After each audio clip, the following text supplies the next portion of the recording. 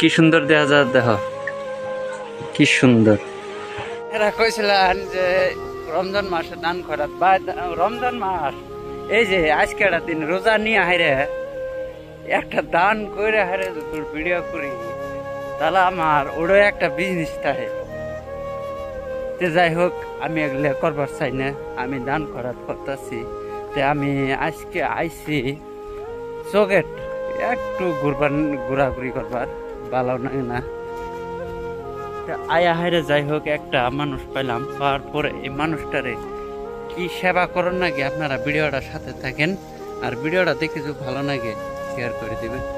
আসছিলাম মেশিন দিয়ে কাটে দেব কিন্তু চাষ নাই, এই যে কেসকিতে মারতেছি দেখেন আপনারা সোলদারে হইতে দেখি, এই যে সোলদারে উঠে কেটে দিছে। তাতে কি সেলুন খুলবার পাম কিনা এটা কমেন্ট করে জানাবেন।